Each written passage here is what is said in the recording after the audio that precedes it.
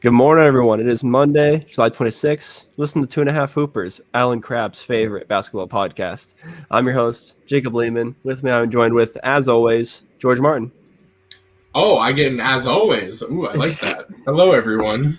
And not always, but he's my favorite co-host, Josh Rhodes. I'm back. That's great. Hawaii. That's great. He's back Long from trip. Hawaii. Describe Hawaii in two sentences. 2 sentences. We don't got all day. Nice physical rest, semicolon. However, not a fun No week with mental the rest. parents. I'll tell you that. Did Peter get to go to Pearl Harbor? He did. My Thank dad was goodness. very I excited can't about wait Pearl to hear Harbor. that We went to story. the Arizona Memorial. Very nice. Mr. Yeah, Rhodes, it big was Pearl nice. Harbor guy. So Can't wait. Mr. Rhodes, big history guy. I'm a big history guy. Anyways, we held on the fort without you. I only got any listens, but we held on the fort without you. We course. covered. You missed As expected. only a champion being crowned, but I did. I missed the parade because Phoenix didn't pull it through. So we all have Told you it wasn't. we all That have was times. crazy. I'm sure we'll get into the Giannis talk over in the off season, but that was a very, very crazy way to go out. And George talked about it way too much, so I won't say. So I don't I want was to break elated. down. I don't want to break down because it's old news. But you had Suns in 5. What? Are you embarrassed? Are you happy No, for Giannis? honestly, I was I'm not- wrong, and I was upset about the parade thing. But it was so fun seeing Giannis win. Yeah, Oh, yeah. no, it was what I wanted most was a good series because I feel like we've been ripped with the injuries, and thankfully we didn't get injuries or anything too drastic. It just seemed like it was just a great series overall, and I'm not embarrassed at all. I'll take that L. It was very cool watching. It's at the end of the series, it's very hard to not root for Giannis. So Well, yeah. Now that I'm back in my hometown, Josh is too. He didn't grow the beard out like me, but I'll probably shave it today anyways. Wait. I'm back in my hometown. You've been here. But now I can actually plan a good show. someone give him attention, please. Now we got a pretty good show. We got a pretty layered show. We're gonna start with a mock draft between Josh and George. Welcome back, sure. Josh. That's gonna be fun. We got the draft on Thursday. Then a lot more draft rumors that I'm sure Josh will just cover anyways because he's got a lot to prove this pod if he's not going to get kicked off. Other news around the league: Bradley Beal might be wanting out. He's evaluating his future with the Wizards, so we'll see what the guys think about that. And then I get to talk a little bit because Team USA dropped their first official game since 2004.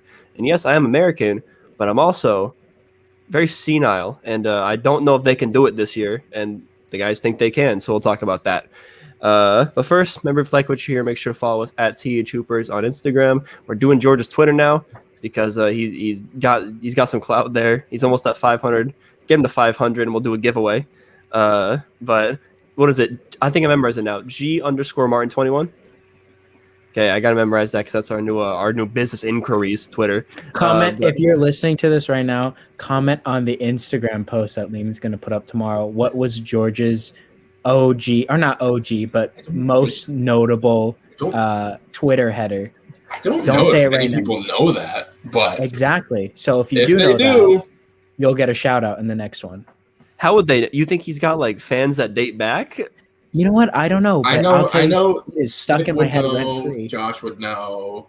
So there's Here, some If you're OGs listening- would if you're know. listening right now, you'll get a shout. You can come on the show if you comment on George's last post on his personal Instagram account. He posted a beach pic. So Yeah. go on that one. Commented on George's recent beach post. Then we'll know you're a real fan. If we get some like random guy, I'm just gonna have him on. Like if none of us know him, and he Well, just I'm sounds like private, so like if some random Oh, dude just damn it. I'm gonna have done it. request to follow me, then No, don't go follow George's Instagram. It's not worth it. Anyways, basketball time. We got a great segment, so let's get right into it. Mock draft. I told you both to draft 1 through 14, the lottery, and then also some guys get left out. We'll talk about them there because obviously the draft is very deep this year, so it's going to go past the lottery. We're going to have some good players past the top 14. We always do. So I'll start with George here. We're going to go in increments of 3, just that way your small little pea-sized brain can figure out and follow along. But 1 through 3. First up on the clock is the Detroit Pistons. all right, this pick No brainer. Josh and I have the same one. Don't think many people are going to be angry with this one. Cade Cunningham, first overall pick out of Oklahoma State. Yeah, that's why I have it 1. Do you want me to go right into 2 now? Or you want to introduce since that's the only number 1 talk we're going to have, Josh, you can hop in on this too. Is he a consensus, or is this a fit plus, kind of – because like Anthony Edwards was like a consensus 1. Ayton was a consensus 1. Is this kind of the same vibe as that? Yeah, so regardless of who drafts him, I have the Pistons trading down. No, I'm kidding. I'm kidding. I have the Pistons keeping the pick.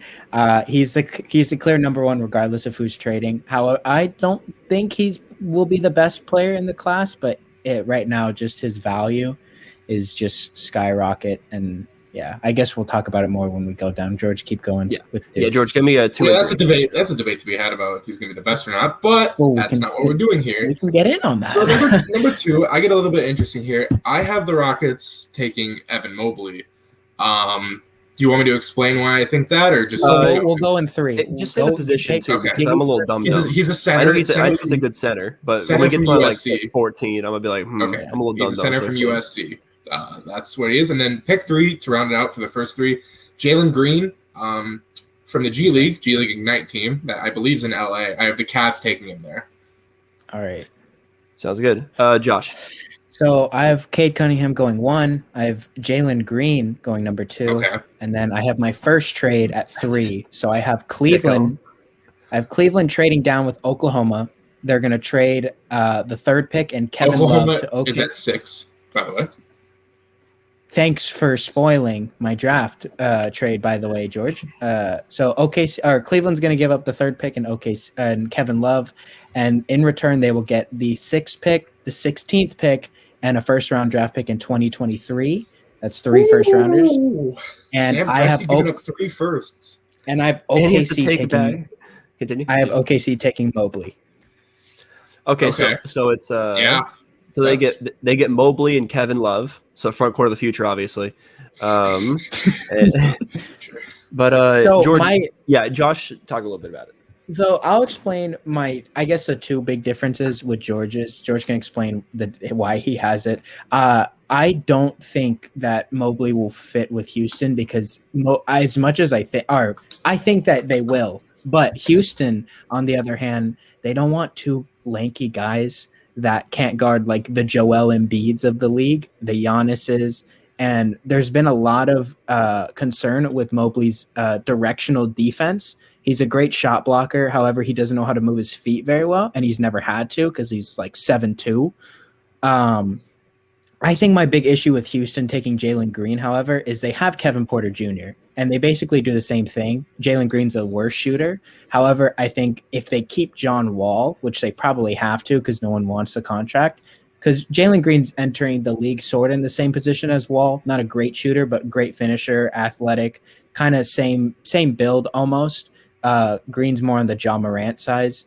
But I think if Wall can like kind of be a mentor and help him become more of like a playmaking guard, he doesn't have to be a complete playmaker, but if they have John Wall as that kind of like tutor tool, and I feel like Jalen Green's scoring is going to be a bit more better for Houston, who desperately needs scores. I don't think they really want to move Christian Wood out of that 5 position that he got comfortable with a little bit.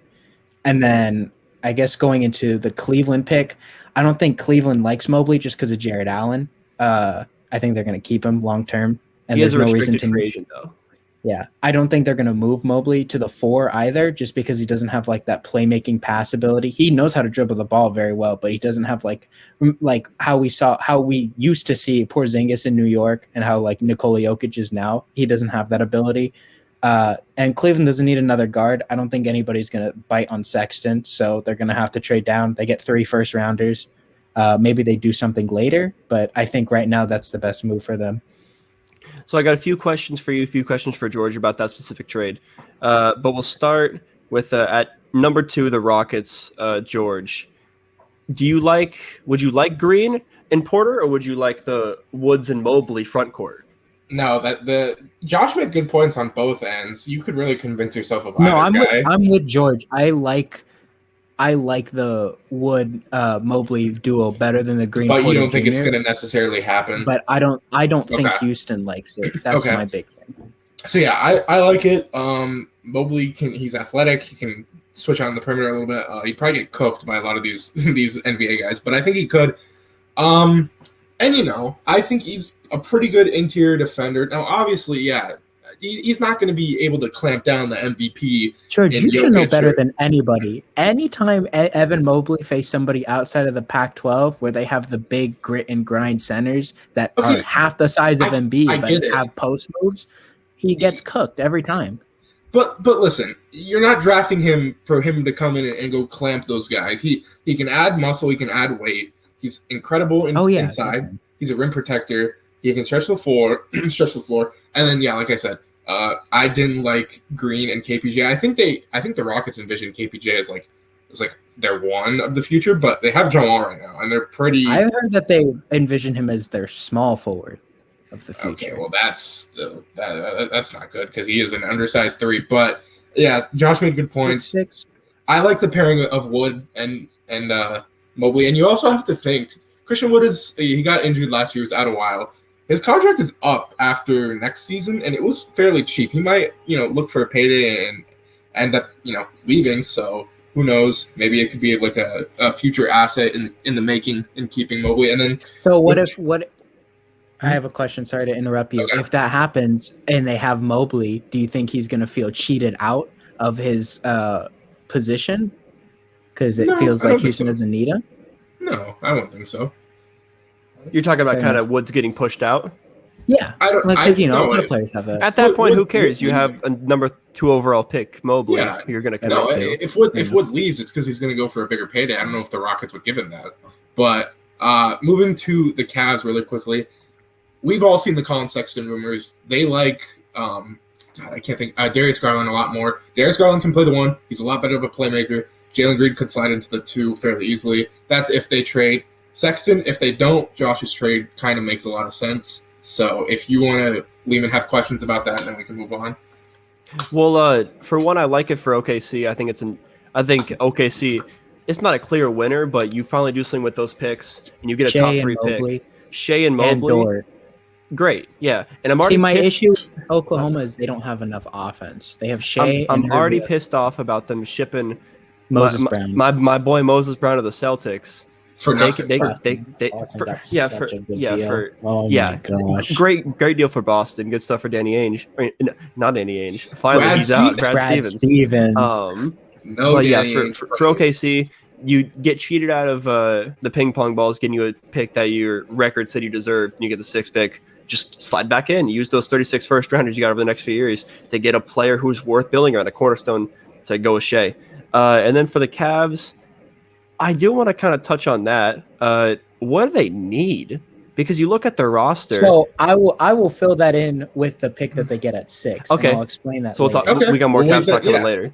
Wait till then. Lehman, I know that you're not well versed, so I want to kind of explain the Cade Cunningham situation because right now to you he just sounds like a 6'8" point guard, but he's not. Mm-hmm. He's like a Hank the Tank 6'7" point forward in 2K17. That's how I kind of view him. Yeah, so obviously the strengths. My big issue is he's not as overly athletic as people are making him out to be. He doesn't have like that super athleticism. It hurts him a lot more defensively. And offensively, he does seem to struggle under pressure. Now, I know he had a big workload because Oklahoma State's a pretty unknown school in terms of college basketball, and they got the, quote, number 1 prospect at a high school. He did a great job leading them to the March Madness as a 10th seed. But he still struggles a bit, and he makes very bad decisions. His potential is through the roof, and I think that's kind of where it sits at more. But he definitely needs a lot more work than people are kind of realizing. It's just that the gifts that he has, especially as a passer, and his ability to score kind of reminds people of like a Luka Doncic, where he doesn't need that superstar athleticism. Same with Harden. Like he doesn't need that superstar athleticism. He's crafty. He's very crafty. He kind of has a bag. But if you're in the Detroit front office, is he your first pick? He has to be, because he has the potential to be the franchise changer. Personally, I'm kind of leaning against he's not. He needs more. But again, they have that. They have great pieces, Sadiq Bey and Jeremy Grant. They have Killian Hayes.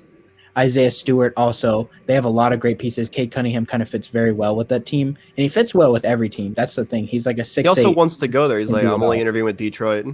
I think it's more of a first overall pick thing for the bag and the ego, but he wants to go to Detroit, so that's all you can ask for. Yeah. All right, so we got our top 3 done. So I'm gonna ask Josh to start us off for 4 through 6. All right, ladies and gentlemen. So at 4, I'm gonna spoil George's. 4, I have Suggs. Who's picking? 5, I have Raps. I have Scott. Yeah, to Toronto. Suggs, point guard, Gonzaga. 5, I have Scotty Barnes to the Orlando Magic. Florida State, 6'9" forward. And number 6, which will be Cleveland's pick in my mock draft, I have them taking Jonathan Kuminga, the forward from the G League Ignite team. And George, you can go before I explain mine. We have the same 3 players. Order's a little bit different. Hit it up, George. Hit it up. Different order. Raptors, Suggs. Oh, I love that fit. 5, I have the Magic taking Kuminga instead of Barnes. And then at 6, I have the Thunder taking Scotty Barnes. So we'll start with the one we agree on. Toronto, Suggs. He's the Lowry replacement. He's Lowry replacement. He fits with Freddie V. That's what I do like. He's an athletic. With the little research guard. I have done, he fits very well with Freddie V. And you've got to start that youth movement. So you're probably going to sign and trade Lowry, or he's just going to leave. So George, I have a question for you because please don't talk about that game. No, I was almost like in the back of my head. It was like almost very quick, like Suggs. I love but that. Like my question is, do the Raptors look to trade out of the position if Suggs isn't there? Because if Suggs is there, I think we can agree. Well, they don't need a Kuminga or Barnes because they have OG. But let me give you an example. I was thinking that Cleveland maybe trades a pick to Golden State, and Golden State takes Suggs. So in that scenario, they have been linked to Suggs. Yeah. Do the Raptors trade out of that 4? That would lead them with Green, probably. No, you saying Raptors trade down? Oh, trade out of it. Okay. I think they would trade out of it if Suggs wasn't there at number 4. Well, listen, I don't know because in my head it was like Raptors, Suggs. If they trade out, they could. There's some prospects. I don't know if I want to name them because we're probably going to cover them. But but Pascal in the 4th pick has a lot of trade value. I don't think you're trading that for. If you're trading Pascal in the 4th, you're going for like a home run guy. You're not trading it for a pick. But that's what I'm saying. Do you think that could get them a home run guy? If they have someone on their mind, I don't know who currently on the trade market they could get for that. I do want to speed this up, but there's only 2 home run guys out there, and it's Beal or Dame. Can Pascal in the 4th get either of those guys? I don't think so. No. Fair enough. And okay. Yeah, no. Yeah, okay. So let's go to number 5. Who wants to defend their pick first? I think I'll let Josh do it since he went first. So all right. So I picked Scotty Barnes just because a lot of people are comparing Jonathan Kuminga to Jonathan Isaac, and I don't think Orlando needs that. I like Scotty Barnes because Scotty Barnes is more of a point forward. He's also more of a better polished defender than Kuminga. He has kind of the Patrick Williams backstory where he's kind of playing on the bench at Florida State, but he has skyrocket potential. I don't think Orlando needs scoring. So with Kuminga's a better shooter than Scotty Barnes, it's not by a lot. And honestly, Barnes can become a better shooter than Kuminga. But I think that if Barnes is able to play make, it helps Markelle and Cole Anthony become like score first guards, which is kind of what they were supposed to be. I don't feel like the Orlando Magic should be drafting for fit. They are probably the worst team in the league, but I'll let George go ahead here. Well, I mean... Well, here's the thing. At that point, Scotty Barnes is better in value. In terms of value, Barnes is the better player. And but they do still need scoring. The Magic do need scoring. They need everything. But listen, the 2 best available, Lehman, are those guys. That's not a fit. Yeah. It's a fit and best available. So... basically, Josh, what he said with Kuminga, he's a terrific defender. Him and Isaac next to each other. I mean, if those guys can stay healthy and develop. I want to stop you right there. He's a terrific defender with effort. He's not. Well, great. I would hope someone who's drafted in the top 5 would give me effort, but if they didn't, then yeah, that's. He does the Anthony Edwards thing where he plays the passing lanes a lot and he inflates his stats. But if you look at a lot of the tape, there's a lot of plays where he just messes up the defense entirely because he's 2 steps back. My reason for Cleveland taking. if he's next to a Go guy ahead. like Isaac and he's in a defensive-minded system, that Isaac's might a not happen big as what much. if. Also, you also have Yes. to acknowledge that. Which is why they would maybe want to go with someone like Kuminga just in case. Well, I don't think either of them are surefire. I like Barnes' upside a bit more, but fair enough. I like Barnes a lot, and I have him right behind him. So I mean, it's not the same reasons that you like Scotty. I liked as well, but I just think Kuminga is. I don't want to say more of a surefire, but I like his potential more. No, you're right. So yeah, those are. Lehman, I'm going to answer your. Go ahead. I'm going to answer your question about Cleveland. Why Cleveland needs a player like Kuminga. They get rid of Kevin Love, and instantly they lose that stretch 4 with defense. So they run a 4-out, Allen as the center. I like that team a lot. He needs to figure out his role, though, because he had a lot of issues in terms of in high school, not knowing what he wanted to do, and especially at the G League. There are a lot of times where he just seemed out of place. If Cleveland can kind of manage that, they have a very good core. Okoro and Kuminga next to each other. That's a very scary. That's a very scary front court. Okoro, Allen, and Kuminga. At the 4, that team has that front court has a very dangerous. Resting pissed Kevin Love. I'm a sicko, and I want to talk about it. It seems like if the Cavs do your deal, which hey they could. The Thunder looking to move up, Cavs looking to move down, could happen. Or they just end up with him. They got the front court set. The re-signed Jared Allen. What's going on with their back court? Because I know they like Darius Garland a lot more. What happens with Sexton? I know you're a big Sexton guy. I am, but I kind of get what they're saying. They can't coexist, and if they like Garland more because of his playmaking, so be it. I don't think he's a great defender, but they don't really need that if they take Kuminga. But I don't know. Maybe they send Sexton off for a couple other players and kind of bite the bullet, and then kind of just go with like a player that's a little bit like a veteran. Pennies on the dollar and get some role players to fill out and try to make a playoff run. They can fill it because they kind of have a bad bench. The only player I can really think of that puts in good minutes is Dylan Windler. Other than that, everybody else is pretty lackluster in terms of the bench. But Dylan Windler and D Wade. D Wade, big D Wade. Anything else to add for the 4 through 6? I think the Gilbert should put me in the Cavs front office. I'm building a franchise. Now, 7 through 9 gets super interesting. 7 through 9. So on the clock, George, you are Golden State, and if I do believe you have a trade-free mock. I do, trade-free. You're the trade-free, and then Josh got weird. He got funky. So 7 you are drafting as the Warriors. This pick is a little bit influenced by Twitter, only because I've seen a lot of Warrior fans. I've seen there's just a lot of dialogue around if they're trading or keeping, and I've seen a lot of Warriors fans' opinions on if they keep who they want to take. I have them taking Moses Moody. He's a terrific 3-and-D guard. I think he hit about 37% from 3. And he's an off-ball. He can fit next to Steph. They needed someone who can just play alongside him. And they've been saying that they're going to put Clay at the 3. So that's what I have with at 7. And 8. So I'm going to go to 8. So, and 8. 8, you're on the clock for Orlando. Another pick for Orlando. Thank you, Shy. This is gonna be a Chicago. This is gonna get some bounce back from you guys. Maybe not Josh. No, Kelsey's gonna love this pick. I have them taking Bouknight from UConn, and I know he's a point guard, and I know they have some point guards on the roster. He's not no point guard. Stop the cap. He ain't no point guard. Keep going though. And then number 9, I have Josh Giddey to the Kings out of Australia. I don't know if many people know about him, but Mickey Mouse. he's nice. He can slide into that. He can slide into the 3 though, because I think they're going to get rid of Harrison Barnes. That's so dumb. Yeah, dumb. Okay. Let's listen to Josh now. My trade, mine goes a little bit. I have 2 of the 3, and you can probably guess which one I don't have. So the Warriors, I have in a trade. They go all in for Beal.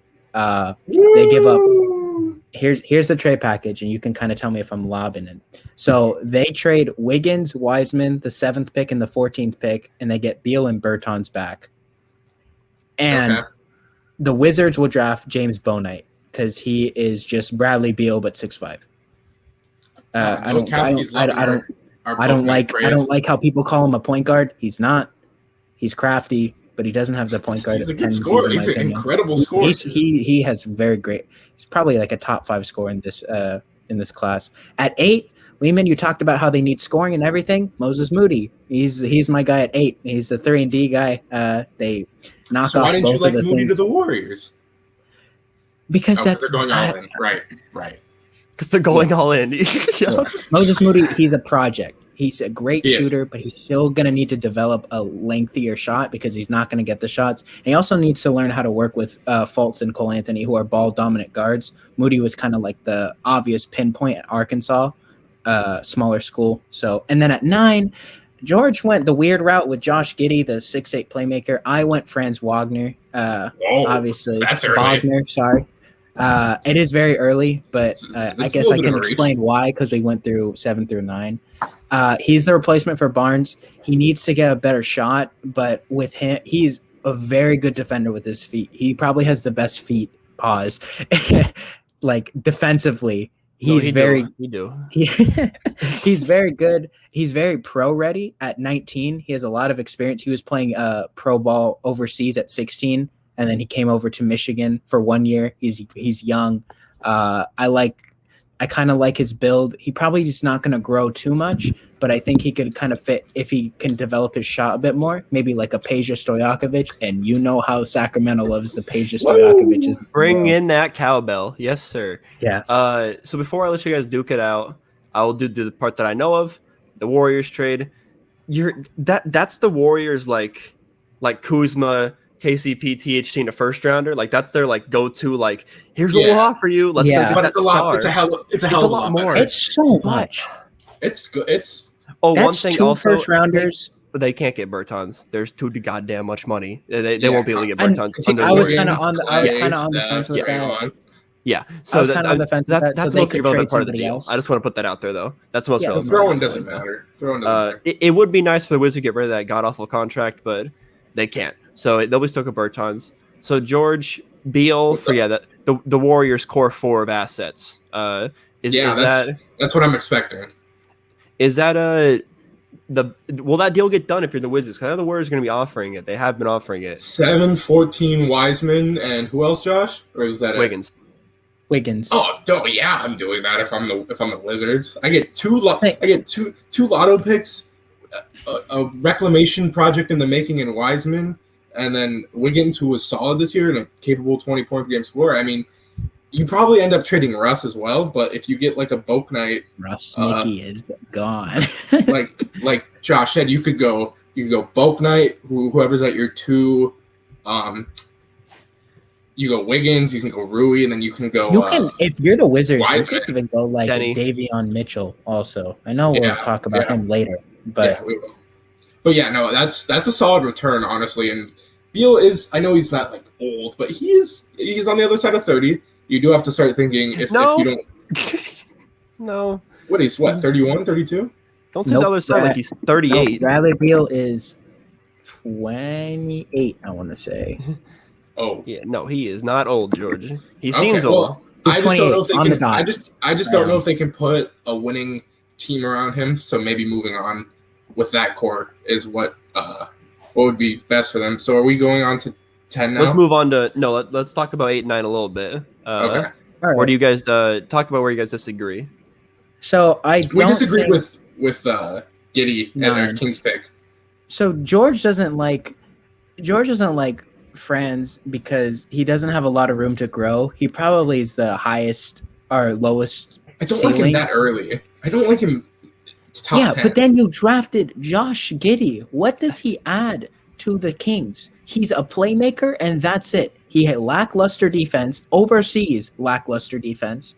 It's just because you like his size and he passes the ball like Magic Johnson. That's it. He has nothing else. Playmaker. He does not score the ball. He averaged like George is in love with this dude. He's a great playmaker. He's kind of like an award-winning smile. That was beautiful. He reminds me of like Denny. He kind of reminds me of Denny, honestly. And what did Denny do this year? Suck and then got hurt. He was good. He got benched. I'm sorry. He got benched. What do you mean? He doesn't George, play do the defense. Kings need more playmaking? And yeah, the idiot's back in the room. But do the Kings need more playmaking? They already have Fox and Halliburton. Halliburton. And it's already tough to coexist there. He's a playmaker, but he can also get his own shot off Franz as well. fits the role, man. He's gonna get the jump shot rolling. He has a good feel for the game. He's an improved scorer he's now. saying buzz phrases now. We should probably move on. He's just he's a hard worker. Okay. All right. So Josh, you're on the clock. New Orleans. Let's do 10 through 14 here because there's only 4 left. Oh, I was so excited for 14 to be its own segment. No, 10 through 14. So, Josh. Ladies and gentlemen, so I was making fun of George for drafting Josh Giddey. The Pelicans will try to trade. I think this is the team that tries to trade so hard, but they're just not going to because we've seen them be stingy. They're going to take Josh Giddey right here. At 11. They have Brandon Ingram. So why is it him and not the Sacramento Kings? Why does he fit so much better with? Because all he knows how to do is play make. He can just fill Lonzo Ball's shoes. He could just be Lonzo Ball. That's it. That's all. And the Pelicans are done. Josh is gonna hate my Pelicans pick. I can't wait. No, but the Hornets. Go. For the Hornets, I kind of shot a little bit higher because I'm a little bit biased. I think the Hornets should take Keon Johnson. That's where I have him here at 11. At 12, all right. Don't the Spurs. 12 is kind of funny. There'll be another the Spurs. I have drafting Alperen Sengun, the Turkish 6'9" center. He's foreign. Let me continue.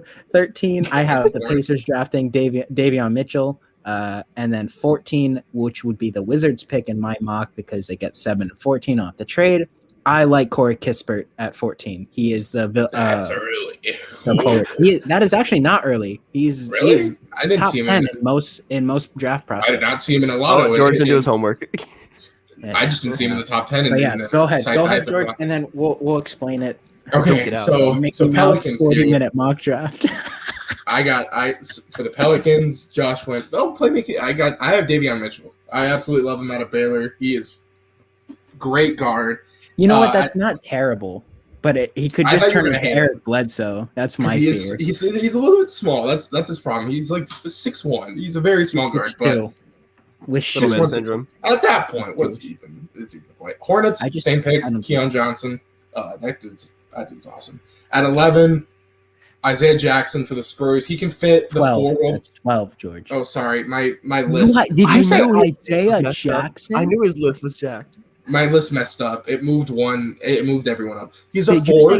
Isaiah Jackson? I did say Isaiah Jackson at 4. At 12. Sorry. You got a problem with that? We'll talk about that later. Well, for the Spurs, Isaiah Jackson. For the Pacers, on my notes it said Packers. Jalen Johnson out of Duke, the small forward. And then 14, the Warriors pick. I have Franz going there.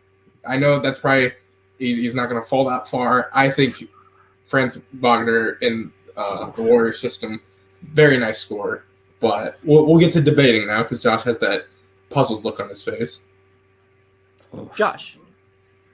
Okay, I guess I'll just go down my list. 10 Pelicans. Josh Giddey knows how to do one thing and play make. I don't think the Pelicans are trying to balance another mouth to feed. So why not get the guy that just throws the ball into other people's hands?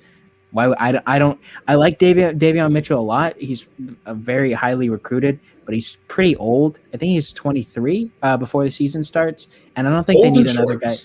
I don't think they need another guy that can score. So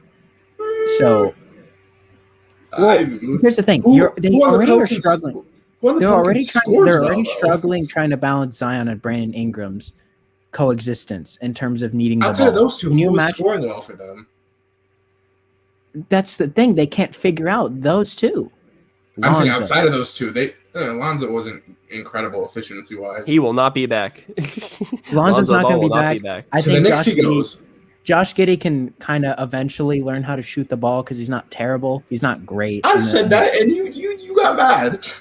I did get mad because I had to defend my pick. Double standards. 11, Keon Johnson. I'm so glad George went with this. He's perfect fit. Everybody's saying Hornets are going to take a wing. I think that's dumb. Maybe they trade Rozier for a wing, and then that helps Bridges and Hayward fills that role. But Keon Johnson, LaMelo Ball is a very good 1-2. I want that backcourt so badly. The Spurs one is kind of a meme because I'm gonna make fun of George for taking Isaiah Jackson just because he's just another underdeveloped forward at Kentucky. You just hate the one and done. I just think if Pop drafts this guy, he's gonna become so good. I don't know why. Him and Jakob Poeltl, man in the middle. Him and the ethnic people. See, the thing is though, like he's not great offensively, but he has everything else, and like Josh is gonna lose his marbles if you just. No, here's the thing. George didn't do his homework. He is very polished offensively. There's concern about his defense. I think he could be a great power forward, like a stretch 4. Is he white? Yes. Yeah, there's gonna be question about his defense, 100%. Yeah, no, he struggles defensively, especially against like if they want him to play center, he's gonna die against the Giannis's, the Embiids. I don't know why you keep saying like these are like 18-year-olds. Like he's gonna die against the All NBA greats.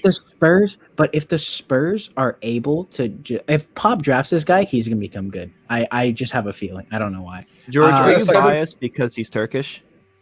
Huh? No, Isaiah Jackson? No, Josh's pick. Oh, he wasn't talking about Isaiah Jackson. Yeah, I mean, I wasn't. No, George. When I was talking about everything, I wasn't talking about Isaiah Jackson. I was talking about my guy. Isaiah Jackson has everything but offense. Oh, that's what I meant. I meant Isaiah Jackson does okay, that limited makes offense. Sense. Okay, yeah, no. Because I was like confused. No, this guy is so freaking skilled. I watched some of his tape. Some of these European players are just I don't know where they create them from, but I was scared because he could just be Darko Milicic. He's so skilled. But dude, his like I don't know. 13 Davion Mitchell. I like Malcolm Brogdon. But if you're Indiana, that potential that Mitchell has to be like a franchise guard is like through the roof. And I think since you're already shipping Miles Turner out, you might as well just throw Brogdon in there too, and then go all in on Mitchell. Maybe get another cornerstone piece to fit with that kind of Sabonis Mitchell group. Where are they shipping him? I don't know. Where's Turner and Brogdon going? I don't know. They just brought in Rick Carlisle. I don't think he's gonna want to rebuild. I just did the draft. New point guard. Oh, you just mocked. Okay. All right. New coach, new point guard. Maybe that's what they want to do. He's probably the best offensively skilled player. He has the best bag coming into the league this year. Mitchell's got the best bag for sure. And then 14, Corey Kispert. He's the best shooter. So good. This is going to be Lehman's favorite player out of this class. He looks like Lehman. This guy, he can't do. He's decent at defense. I was thinking about putting Jalen Johnson here, but Rui's not as developed as a shooter as Washington would have liked. And in my quote-unquote trade, they lose Bertans. So Kispert kind of just fits into that, just catch the ball and shoot from wherever and make Lehman, did you watch the tournament? He was the guy with the stash that did the stupid celebration. Oh, I like him. Yeah, I like that guy. Yeah, exactly. I like that guy. Yeah. So those are kind of my reasonings. Well, I defended Jackson, and then to round out, I have Jalen Johnson going to the Pacers. I don't know what their future is with a lot of their wings. I think he would fit in nicely there. And then I have Wagner at 14. Josh, do you think he's going to go as early as you predicted? I kind of fight with that because if he's definitely a player like somebody has to look at and go like, you know what, I think he could fit because nobody's picking him just because he's the best prospect.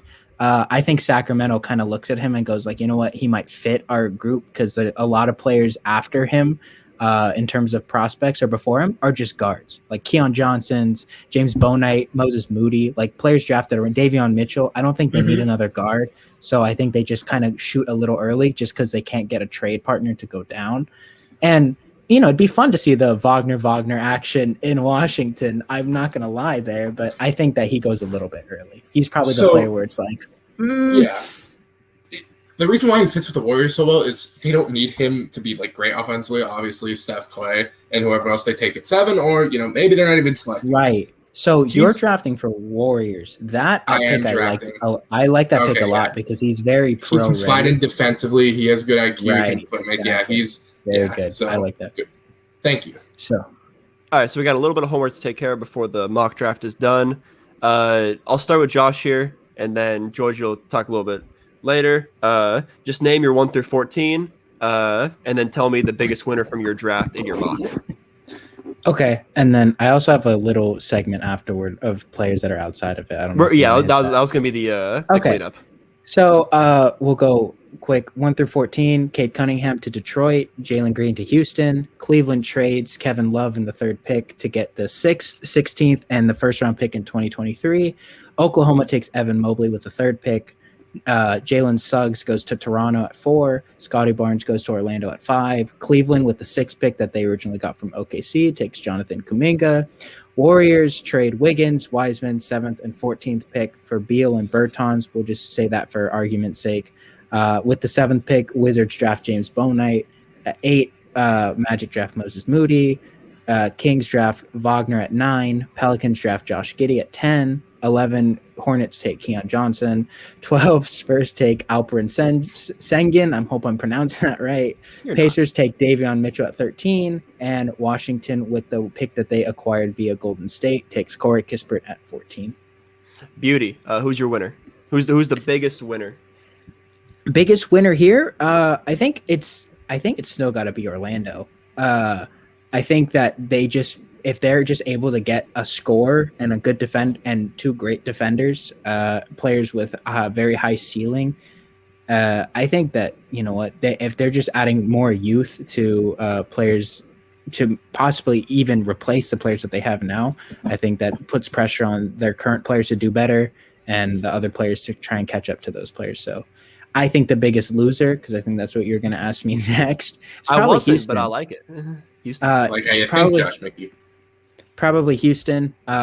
They're kind of stuck in a pickle if they can't get out of that 2nd pick because they can't decide if they want Mobley and Wood or if they want Green and Kevin Porter Jr. Either way, that could be a power struggle for a very young team. If they can't get Cade Cunningham, who would fit them perfectly, they can't trade up. Doesn't look like they're going to. If they can't trade down to get some more viable weapons, then they're kind of just in a pickle of who do we want to overload more, and I don't know. I'm not entirely a big fan. And the Pelicans also, but the Pelicans always lose, so I don't have to mention it. Thank you. Well done. All right, George, it's time to talk. Yours will be a lot more cut and dry, but yeah, just name your draft and then give me a winner and a loser. Okay, so moving from 1 through 14, Cade Cunningham, Evan Mobley, Jalen Green, Jalen Suggs, Jonathan Kuminga, Scotty Barnes, Moses Moody, James Bouknight, Joshua Giddey, Davion Mitchell, Keon Johnson, Isaiah Jackson, Jalen Johnson, and Franz Wagner. Winner, I have the Toronto Raptors. I think Suggs is perfect. He's almost like a Lowry replacement. Obviously, he's not going to be that great early on. He's athletic, slasher, can defend well, fits perfectly in the Nick Nurse system next to Freddie VanVleet. And, if they're healthier this year, I think they can get back into contending, at least for a playoff spot. I don't know about contending overall. My loser of the draft. Now, this is where I don't know if I can say this. Can I say the Warriors for me if they keep their picks? Is that allowed or no? You can. Yeah, you can. I would say that. I think they need I would agree with that too. The Warriors cannot leave with these picks. And we'll get to the preview show on Tuesday. But that's my loser because these guys are great, but they're not going to help you win and maximize your chances with Steph, who I think is 33, 34. They need to go win now and try and get another one out with that core: Steph, Dre, Clay. Sounds good. And then the cleanup crew, the last hitter is just some guys that they're gonna obviously go in the draft, but they didn't make our lottery. So just some guys that stand out you think are gonna be big steals. I know Josh has a few. George, if you got a few, chime in or just piggyback off Josh's and give your 2 cents on that. So Josh. Cool. All right, so I stuck to 3 because there's a lot of players that I kind of like at the end. I have 3 players to watch and where they go, and I have 3 players to avoid. So we'll start with the watch. With everything. 3 players to watch. Again, a little bit of bias. My favorite Pac-12 team right here. Zaire Williams.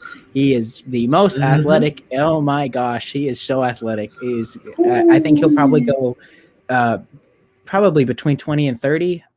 Definitely somebody that can contribute to a team right away. Josh Christopher, he's probably has the potential to be a bit better of a defender, but has the same bag as Norman Powell, essentially. Probably could be better just in both fields. And the better version of Isaiah Jackson, Kai Jones from Texas. He is I guess George is taking a phone call. George's so taking I'll a phone do, call. There's a live viewer that wants to. I'll do the 3 cents. players to avoid. One of them, obviously, everyone's been talking about it. Luka Garza. I just feel like I had to mention him. He's definitely somebody I don't. It was a random caller. Oh. No. I don't think anybody should take Luka Garza. Sharif Cooper from Auburn. I don't think he has the size to be a point guard. I think he needs to have the ball in his hand, and he's not a shooter like Trae Young. And I have concern. Shout out Joey. But sorry, Joey. Chris Duarte from Oregon. Oh, he turns 20. okay. He turns 24 before the season starts. He reminds me a lot of Malik Monk. Very, very skinny. Relies too much on his shot, might not translate. He's a bit of a concern defensively. I think he still has a chance to be good in the league, but I have concern. And with that, especially where they have him draft anywhere from the back end of the lottery to like the end of the first round, I feel like that's still too high in my opinion. So I need to know what Josh did, because there was something different pre-game, and he comes out with something else. I don't think I'm going to explain to you. I think I'm just going to have Josh kind of do that monologue. And you got anyone you're watching for? Okay. For Yeah, I got a few players I'm watching. First, Jared Butler. He had a heart condition or something certain, and he had to get cleared. So his stock might drop. Jeff Green. He's very talented. Some people say Butler's best player. I don't know. Phenomenal guard, terrific shooter, good defender. So that'll be interesting to see where he goes. I've seen fall as late as the end of the first round. Some people were saying he's for sure lotto pick. We'll see what happens there. Trey Murphy out of Virginia. I think he's another phenomenal guard, another great wing defender. I've seen him go to places like Memphis, which I'd love to see him there. And then one more, I'm going to say Kai Jones out of Texas. Incredible. I think he plays. That's what I said. Yeah. Sorry, I won't explain then. I won't explain then because I got a phone call there. So sorry about that. And then I also saw a spam call in the middle of our podcast. A spam call. Kai Jones I thought it was no. It was an 805 number, but it was like I might have got a prank call or something. But in a mock draft I saw Corey Kispert to the Lakers. I saw one of the mock drafts. That'd be kind of nice because we do need shooters. But yeah, those are the players I'm watching for. Gosh, that's a dream. But passes from Lemicki in the corner. Woo. Well, thank you, boys. That was the mock draft. Solid. I liked it. What I'm going to do, I'm going to do research for the next 2 days after having no college, watching any of it this year. Watch March Madness. I did watch March Madness. So I'm going to put that knowledge and some research knowledge and say my top 3 favorite and least favorite players that I would draft and wouldn't draft. And we'll see if I come out with any kind of knowledge at all. But I should get ready for this draft. But yeah, besides that, we're just going to cover a few more rumors. Josh basically covered a lot of the rumors in his mock, capitalizing on this team wants to do this. How would they do it? Like for example, Warriors tested the trade for Star. He named the package, what they would do to get it. And then also the Thunder wanting to move up. They move up in his mock draft. So we got 2 other things to talk about. One, you guys would keep talking about Houston needs to be a winner in order to move. Like they need to move up in order to win the draft. Says they got Eric Gordon, future first, and their own pick on the table. Is that it? I don't feel a way they can do it, but they're thirsty for it. There's been like 4 reports in the past week they want to get that first pick, get Cade Cunningham. Detroit seems set. Is there any chance come here on Friday morning after the draft, Houston has Cade Cunningham after moving up to get the first pick? Josh? No, unfortunately, I think Pistons would have to be Pistons would have to be absolutely blown away with a trade, and I don't think that they are. And Detroit's like the bottom of the barrel, so like I saw a thing where the Warriors had a chance to do it, where they would trade Wiseman, Wiggins, 7-14, and something else for Jeremy Grant, Corey Joseph, and another pick, and then they would get Corey Joseph, Jeremy Grant, and the 7th pick, or the first. Detroit is the first pick. They don't have any other first stuff. Yeah, so it was something ridiculous like that. That's I don't know. crazy. I don't think. Yeah, but I don't think so. I think Detroit's set. They're not gonna do great with him anyways. So it's like I might as well take him. There's not a player I think Detroit goes, you know what? I think that will be better than Cade Cunningham. So. Okay, and then also last Knicks from the news again. First time since they lost. I would like to. George is back. I I would like to say something about. Oh, okay. I would like to say something about New York. I saw a thing where there. I know that you were talking about superstars, or you're talking about New York, and New York wants superstars. Oh, okay. So the proposed package that people are talking about a little bit is, bless you, George, R.J. Barrett, Emmanuel Quickly. Oh shoot, who is that other one? Another player. I can't remember who. Not Obi Toppin. It was. No one wants Obi. Mitchell Robinson.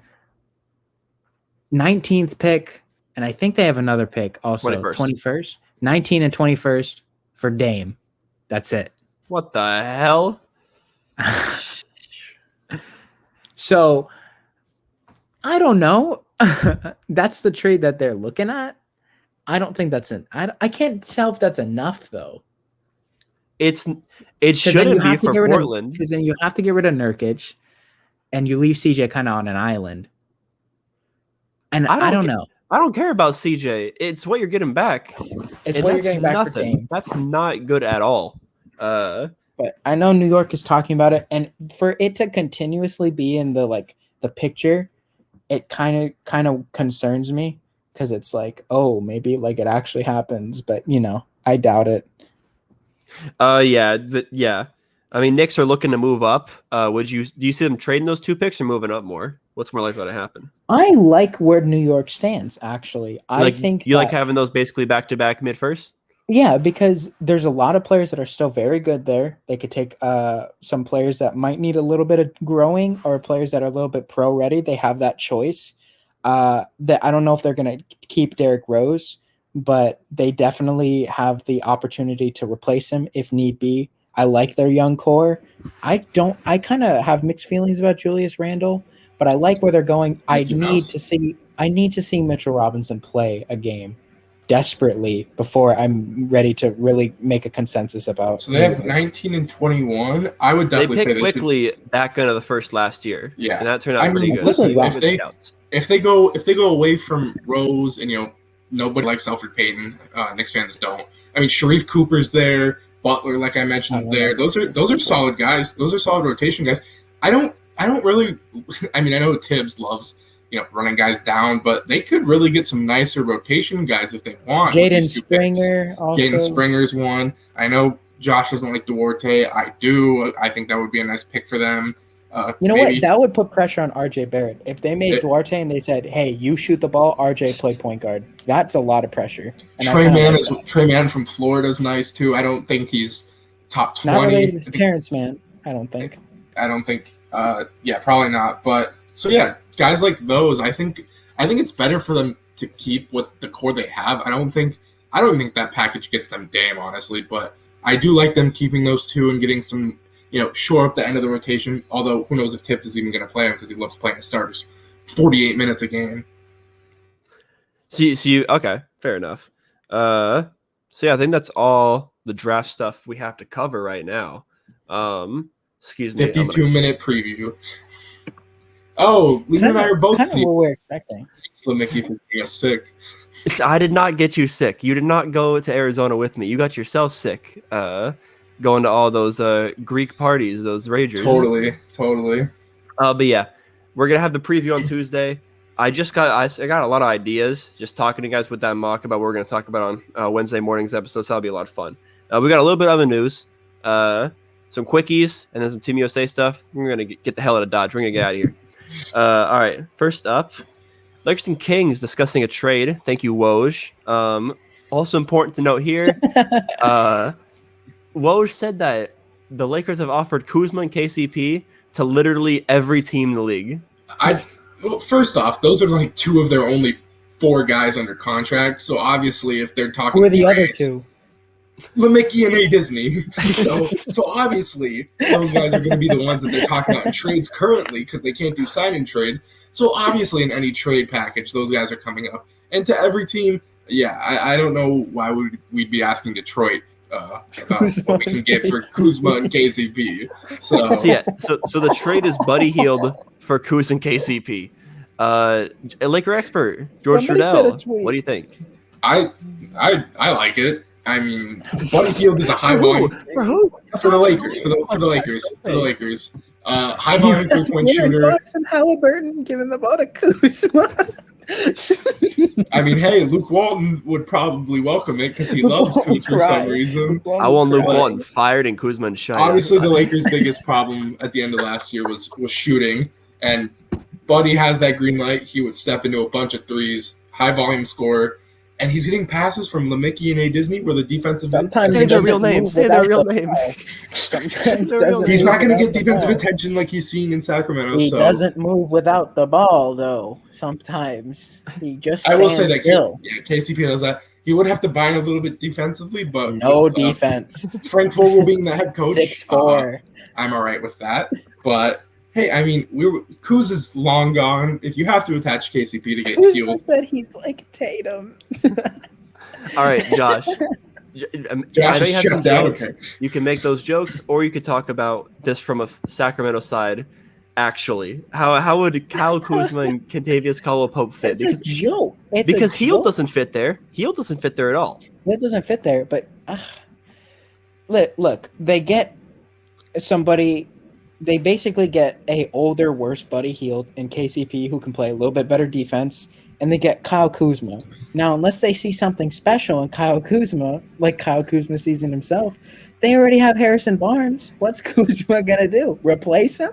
I think Harrison Barnes cheaper. I don't know. He's cheaper. Harrison Barnes is better than Kyle Kuzma, Marvin Bagley front court. That's so disgusting. I throw up. They're gonna lose Rashawn Holmes probably. This is Sacramento. This is such a dumb trade for. I wish to. Are you running Kuz at the 5, George? What? If you I said Kuz and Bagley. Bagley at the 5, even worse. If 2K got one thing right, I wish it was Marvin Bagley's potential because he's so good eventually.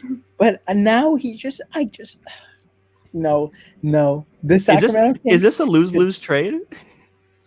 What's it a loss for the Lakers for? I mean, they don't necessarily. Buddy Hield has no defense, and Josh is 100% right. Buddy Hield's like, this is my corner. Pass it to me, or I'm going to sit here. Or I'm going to get the ball, and I'm only going to shoot. I'm not going to pass Ben McLemore three that worked. I'd rather have Ben McLemore than Buddy Hield. He'd be cheaper, and he at least tries on defense. This is one of those trades, I will give it. This is one of those trades where right now it looks dumb, but a change of scenery for both teams could definitely change it. Like George said, if Lemicky can get Buddy Hield, we're going to have to come up with a name for Buddy Hield. Pluto Hield, I don't know. But if everybody gets 20 game and Kuz is an all-star, it's going to happen. If Buddy Hield can buy into defense from LeBron and Anthony Davis, and he can move a little bit without the ball, he could be a great asset. I don't think that'll happen. Josh sees it. I don't think it'll happen. Move on, Lemicky, Labozo. Oh, this is a stupid trade. I don't even like it. I think I don't like it either. You got to put Kyle Kuzma in Sacktown. No, I don't like it. Is leaving. I would leave too. I'd go stream full time till my contract's over. Then I go Then I go sign with 41-year-old LeBron James when his new team happens. All right, something that actually has real weight in the NBA landscape. Bradley Beal is assessing his future with the Washington Wizards. You go play for Team USA, some stuff starts popping up. Maybe I play for this guy. Maybe I play with this guy. This guy's better than me. Maybe I should leave. Maybe I should play here. He's freaking out. Loyal Brad Beal is freaking out. So, Josh, you're the Brad Beal guy. What do you take of this report? I kind of saw this happening. It's unfortunate. You see, you're Akinator. That's good. Okay. Talk about it. I'm not. But I just had a feeling that when he signed it, like it was a little bit shocking. Just because it's shocking. So long, and Washington really didn't have a direction, and maybe they had a direction. Or they were just trying to change something when they traded Wall for Russell Westbrook, and I don't know. Maybe it's a little bit too early to jump ship, but maybe Bradley Beal sees the same thing that Harden saw with Russell Westbrook after 1 year, where it's like 1 year's enough. Don't this on Russ Mickey. I don't know. But I don't know. Maybe he doesn't see himself competing with Washington. Maybe he wants to go to. I think it's just more that he loves Washington. But he's kind of taking the opposite of the Dame route, where he's like, there's just no way I'm going to win here. Like, I want to stay here, but like, there's literally no chance that I win. And like last year is setting it more in stone. And each year it kind of just feels like I'm losing more and more. And, he wants to win. He's 28. He's playing the best basketball that he's going to play right now. So, before it's too late to make that, before it's too late for him to, make that decision, he wants to do it. So I don't know. So Josh, you made it very clear when we started the episode when we were in the StreamYard that he's assessing his future. It's not a trade request. Do you think it turns into a trade request? No, because when somebody assesses their future with the team, we've seen this before. Kobe said, "I don't want to be here anymore because I don't see myself as a Laker because of the future." They traded for Pau Gasol. It was close, and I know he was close to getting traded, but at the end of the day, that's what happened. We've seen this happen before. I don't think it's like I want out of here. It's just like a prove to me that like the future. I'm a part of a winning future with this team. I think maybe it's just a little bit of pressure, but eventually. If it keeps going down this route, it will eventually lead to a trade request, as you were noting. But I don't think that this is the step to a trade request. I think it's like a make moves sort of. George, step. Final thoughts on Brad Beal? I think he does end up putting a request out. And, obviously that doesn't mean, like Josh mentioned. As soon as he requests a trade, he's gone. He's going to be one of those, like, it's a week. Well, listen, if you look at, the ideal trade is definitely the Warriors. And I don't know, if he looks at the Warriors, they're one piece away. I don't think they necessarily are, but, there's a chance that if he joins there that they have a shot of making it out west. A lot of people believe that. And I mean, I know he's 28, so he can sit back for a few more years and evaluate, but he's gonna get shipped to OKC and regret it all. Yeah, like at that point, Beal to Boston. He gets Marcus Smart, Robert Williams, Lee Hicks, Peyton Pritchard, Aaron Nesmith. Does he want to sit around and keep putting up 30 points, damn near winning scoring titles, and lose? Like, does he really want that for a few more years just to be like, oh, this is what I knew all along? That's what Harden did. So. I know. And then Harden just sat out for 2 weeks and got the conference finals. He was the best competition. Don't for mean the a thing Kevin without Durant a ring. Warriors. Don't mean a thing without a ring. So yeah, I think one good leg away from holding up the championship trophy with. Nope. Chris Paul choked this year. That narrative is out the window. It's gone.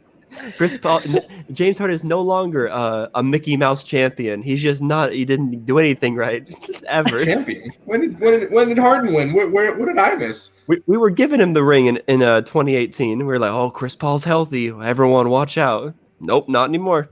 Chris Paul's healthy. 2018 LeBron. 2018 LeBron. Oh, nobody. They are losing. LeBron has 5. I'm sick. Moving on. I do want to say one thing, though. I don't know if you have any more rumors, but I did hear a thing that Orlando is becoming a suitor to want and trade for Kyrie. What the hell? Where the hell did you? Josh got you into the streets. What streets is this? CBS. So I've heard that Orlando is heavily pursuing Tony Romo tell you that? I don't know what they would trade to Brooklyn for Kyrie, personally. Okay, Josh. But I know that Kyrie and Brooklyn have kind of split. So maybe Kyrie's if something retiring bad if he gets happens, traded to Brooklyn, and he would not stop it. Well, he's on Brooklyn, so why would he get traded? I mean, Orlando. He's retiring if he gets traded to Orlando. The dunk. Okay, we should finish this up. All right. Well, we're already off the goop. Let's talk about Liangelo Ball to the Hornets. The biggest news that came out of this weekend. He's going to be playing with the Summer League team. How do we like this? Is Lonzo going to Charlotte? What's happening here, George? So funny. George, you're the big Ball in the Family guy. Watching on Facebook Live now. I watch it for Denise. But why do you watch it? And so, Liangelo, are we going to see the Balls reunite here? I don't necessarily think so. I don't know if it's possible this season. I don't. I mean, if the Pelicans want back like a Rozier or a Devontae Graham, maybe he's a free agent, man. He's restricted. They don't want him. If it goes over, do you think that they're gonna Hornets? I don't know how much cap space the Hornets have now. After they can max that hoe out. They can max him out. I mean, yeah. I mean, then maybe, but man. I don't see it. I just think it's going to be maybe a sign and trade somewhere else. I don't know if Hornets have the pieces over a team that, Bulls have been interested in Knicks. I don't know, but there's some chance. I don't think it's a great chance, but I'd love to see that, honestly. Josh. It'd be fun. I would like it, but I don't think it'll happen. Unfortunately, I'm kind of with George on this one. It's speculation, but I feel like maybe they all meet up at like a New York, like or somewhere a bit a bit more spotlighty than Charlotte. Like Michael Jordan, LeVar Ball. The ball. Nah, I don't like it. He's already got two of them. Why are you like it's never going to happen in Charlotte? He's got two of them. It sounds like a it sounds like a TV drama. They have a TV drama. I know, but we also only watch Ball in the Family to see Tina Ball's continuous recovery from her stroke. That woman amen for Tina. Refuses to go out. Respect. Chances on Liangelo actually making the squad. This is like Michael Beasley getting a summer league invite. Okay, what's higher though? That he gets cut from the summer league team before summer league ends, or he makes a roster spot. Makes a roster. They're not gonna. Who was the last time someone got cut in the middle of summer league? Like, you bad, bro. You trash. Like, get out of here. We don't want you in the locker room. I think he makes a roster spot. I feel like George would get benched before cut in summer league. I think he makes training camp. Yeah. And then I see another Mike Korzemba video of how they quote unquote screwed over the Ball brothers. I hate Mike Korzemba. George, is he gonna make is Liangelo Ball gonna make the No, like I said, this is just a random summer league invite, just like how Michael Beasley got one. I don't think he's making a roster. Michael Beasley's a baller. Don't disrespect Michael Beasley. This is a Jimmy High Roller supported podcast only. No Mike Korzemba. Ever since he made that Lonzo Ball video, that was Steph Curry with a 40-inch vert. Amen to that. Comment on that. All right, nightcap. Team USA stands for United States of America. This is Lehman's segment. So they dropped their first game, 83-76. They drop it. And they dropped the game first since 2004, when they did not win the Olympic gold. They've won it ever since then, but not in 04. They lose to France, like I said. France goes on a 16-2 run. The Frenchies kill it. Another year. Rudy Gobert, Evan Fournier, don't Google him, Nicholas Batum, they just went ape wild. It was like kids in a candy store. There was no 3 seconds. Rudy Gobert's chilling in the goddamn paint. He's not moving. There's a 7-2 guy, and Bam's trying to do stuff. He just can't. You could bring the JaVale McGee onto the court. You could do what you want. Just because he's 7-2 doesn't mean he can actually do anything. You're losing to the guy who lost his own team a chance in the NBA Finals, Rudy Gobert. A guy who gave up on his team. And Evan Fournier, I like the guy, but come on, he was cooking. Don't Google him. I mean, you guys are with me now, right? You have to be. Now, it's worrisome for Team USA. It's concerning. Don't say it nonchalant. You were sitting here two days ago. Oh, they're gonna win the gold. It's an easy money. Who's gonna stand their way? I watched a YouTube video on this recently. Thank God. Of the rewind of how USA lost their chance to win a medal because they lost 2 games and they lost to Yugoslavia, the Peja Stojakovic team. There's a lot of Peja Stojakovic going on in my name, but they didn't have a lot of star power in that team, and it was like they didn't quote unquote know each other, and that's what lost them the game because there's a lot of ISO ball. They just didn't mesh well as a team, whereas these guys like kind of come together like these other countries, except Slovenia. That's just Luka Doncic. But I see it now because I know they have Durant and Lillard. They have a great star team, but like they don't really play with each other. I've been screaming that. At the same time, you have to wonder, like, if like LeBron or Anthony Davis, like if LeBron, like the middle guy that meshes, like the team chemistry meshes well with everybody was there, like wouldn't they just be winning these games? Yeah, but it's the middle ground. I get that they don't have it, and no other team has a KD. No team has a Dame. I don't know if any teams have Jason Tatum. Yeah, there's a guy named Luka Doncic actually. Tell me when he wins the gold, George. I'm talking about teams that matter. He just dropped 48 today. Luka I'm talking about teams that matter. Australia, Argentina, Spain. Slovenia as a team, they play phenomenal. That's how FIBA works. They don't play phenomenal. They pass the ball to Luka Doncic and he puts the ball in the bucket. And they play phenomenal as a team, George. Pick a struggle. Anyways. Okay, we'll come back to this. If they play, I'm going to get nasty. Do you want a cookie? Do you want us to ship you to Slovenia if they win? You want me to give you a high five from Luka Doncic, like a Make-A-Wish kid when you run out of the tunnel? Is that what you want? You want to give you a high five at the tunnel? Josh, it just shouldn't matter. Like Lehman said, you shouldn't be needing they the greatest. No, I'm saying they do, ever. George. You don't let me finish. Start saying Luka Doncic is Michael Jordan. No, they don't. They have the most talent. Actually, Lehman, we were saying the same point. You're just pissed off right now. They have the most talent, but they don't have enough talent to get over the hump of no chemistry. You like that, George? You like that? Were you going to say that? I like that. Shouldn't matter. I mean, I get it. That shouldn't matter. What do you mean it shouldn't matter? They would go undefeated right now if they had LeBron and Wait, so team chemistry? Oh, so chemistry matters a whole lot, but Slovenia not playing as a unit doesn't move you.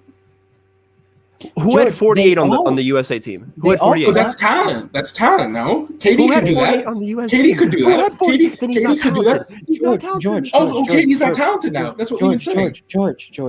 It's different when everybody on Slovenia understands that Luka Doncic is the talent and they work around it. They do everything he doesn't need to. They don't know their roles. Everybody on Team USA is usually like the number one or number two like guy on their team, and they all come together and don't know each other, so they all just play the way that they know how to, is create for themselves, and that doesn't work because they don't have that superior. I mean, they have superior talent than the other countries, but the chemistry kind of balances it out. As you saw, this game was close and they lost, but if they had the talent like the LeBron to overcome that, which is what Lehman's saying, we're not talking about the lack of talent of other teams. We're not trying to downgrade any of that. We're just saying that all the other teams come together because they know each other. They not grew up, but they're from the same country and they practice well with each other. You're saying that LeBron by himself would omit the rest of Team USA's chemistry issues and how they don't know how to play together as number ones? LeBron would kind of lower the chemistry issues because it's LeBron James.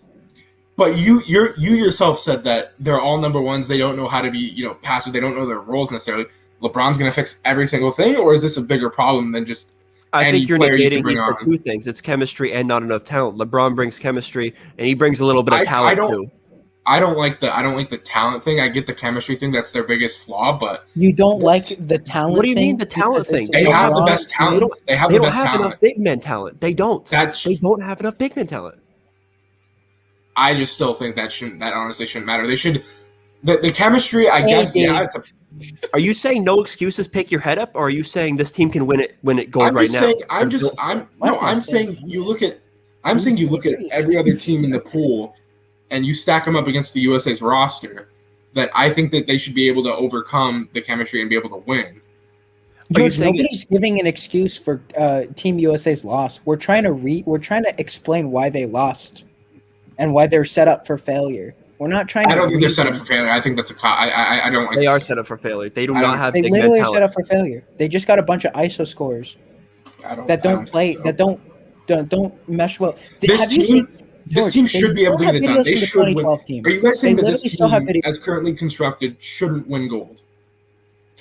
I'm saying they have a chance to, but USA is supposed to be a favorite. I know there's a lot of overseas talent. You got all these guys coming over, but it's still USA's to win. So then they're not set up to fail. If you're saying that they should be expected to win, it's the George. It's the chemistry. It's the George. It's their own fault. It's their own fault they're not winning, George. I'll say that. It's their own fault. Okay, fine. That makes the player. Yeah, okay, but they weren't set up to fail. They're not. That's what you're saying. They weren't set up to fail. They're just not putting it together themselves as a team. Oh my God. George, you can put all the pieces together. That's what he's trying to say. You can put all the pieces together, but the pieces have to work together in order to form the puzzle. They have all the pieces. But I just still don't think that they were set up to fail. I just think they're not coming together. We're saying they're set up to fail because they didn't. They didn't pick guys. Not built that, correct. not only- I don't think. Okay, yeah, and every other country has tons of flaws. The USA has probably the least amount. We literally get a soundbite after every game. Man, these dudes different in their country jerseys. That's the chemistry. That's So, the talent. yeah, You're just chemistry thinking Evan Fournier's not raw. Watch the tape. He No, was I one of did. the best players in the saw sport. it. I saw he George, dropped the 30. chemistry thing is name. We haven't. chemi- This okay, is a but big chem- social media world. Their right now, lack of and we've chemistry seen it. isn't a reason that they were set up to fail. That means they're not going up to par as the team. They weren't. Yeah, but George, They they weren't need dealt a certain short players hand. to mesh the chemistry I together. don't- How- These I don't players think so. don't mesh How the are you think supposed chemistry. to build chemistry when every player plays the same? That is a building team problem, and that creates the chemistry problem. That means they're set up to fail. I'm not saying they can't win gold. I'm not saying this team is not good. I'm saying the way they set it up, it's very tough for Kevin Durant to go out there and, hey, I'm gonna try and bring all these guys who are just worse versions of me, who don't buy in on defense, who don't buy into knowing their role, and let's see if we can win gold. Oh, by the way, my biggest big man is 6'3", unless you count Pierre So three could you, times. isn't that more of a coaching thing? It's not. How can he coach JaVale McGee to be your starting I'm center? in saying, the Olympics? I'm saying like Popovich. Yeah, no, Isn't I that- mentioned that earlier. This is isn't the that- first year is- Mike Krzyzewski isn't coaching. Isn't that the more of a team. coaching thing that the coach isn't putting the players in the position to play No, differently? George. No, It's a George, Colangelo Greg thing. Popovich. Colangelo made the team. I'm sure Pop had a hand in it as well. And that's what I I'm mean, not. the I'm coach not thing saying. is the I'm not problem. saying the talent that was added. I'm saying putting those players in the right pieces of the coach. What's your starting lineup, George? You got Rudy Gobert out there, and he's going to stand in the lane the whole time. You want Bam that's at not it. center, or I you mean, want how JaVale they McGee play. at I center? mean, Tell me. the guys Tell me right playing now. You want off Bam ball. or JaVale McGee? I mean, guys You want gold. You want know Bam or their role JaVale playing McGee off against the ball. top centers in the No, that's not Euro? what I'm saying. I'm saying that they're not playing in the right spots. And it's not a as coaching. players. Where would you put It him? is a coaching thing. Where would you put him? Huh? Where would you put him? Who? The team. Oh, Who's starting against Rudy Gobert? they gotta who's have a starting different scheme. Dermicky? They have to have guys that buy It's in. a scheme. They're not playing. They're not playing great defensively. They're not botting Kevin defensively. Durant, 40 bomb. It doesn't work that They're way. not sharing the It's ball as well. It's a bunch of ISO ball in a league where passing is paramount in chemistry FIBA ball. or against the Olympics. Yeah, that's because the chemistry. That's a coaching thing, man. The coach isn't drawing The up plays. coach can't make the players pass the ball. I don't think you're really registering. Well, then that yeah, in it's your a head. player's problem. It's the player. That's what we've been. George No, wants he's FIBA saying- to add he's saying- 20 timeouts, and every time they need to score, Pop's going to call it. He's going to run a set play, and he's going to He's say saying pass, it's pass, like pass, pass here. he's saying it's and score. like an internal failure of the team that was brought there. That team should win gold, and that's the expectation. And if they can't, then it's the players' George, fault for coming of up course, short. it's the expectation. We are trying to explain why they aren't doing that. But it's not at the a setup moment. failure. Yes, it is. I don't see how it can be. George. I'm gonna explain this to you. This is Lehman and I's opinion. We're not saying we're Colangelo and Pop. Oh, we're gonna build this team so they crumble because they can't work together on I'm the not court. I'm not They taking can't- it as that. Yes, you are. That's literally No, how I'm not. Lehman and I are literally saying that the team that they built right now at this moment cannot win, even though they should, because of the way that they're because of their play styles, and it's showing on the court. That's what we're trying to explain to you, and you're just, oh, they have to win gold. That's Okay, the what they expectation. put That's the they put expectation Miles for Turner. They all- put Miles Turner instead of if you- Draymond. A good section, George, uninterrupted. This is going to be probably the last of it. So just tell us, just get your thoughts out there. We're gonna let you talk. When they have the best roster in the entire world out there, no matter even with the flaws, yes, I get it. Not as much playmaking, center rotation is smaller. I still feel like that at the end of the day, they should be able to come together and win. Chemistry, that's what you practice for, that's what you work on. The coach has to put you in the right position to do that. And I don't think it's a setup failure because they're the most talented by far. If you're the most talented by far, it can't be a setup failure, and you should be able to work around the issues of the more talented team. Okay. Me and Josh will give rebuttals, then we're going to get the hell out of Dodge because this was good conversation, but I feel like we're kind of running in circles here. It's not the talent, it's the, hey, we don't have a good fitting team, and that's almost bigger than talent. That's what builds chemistry.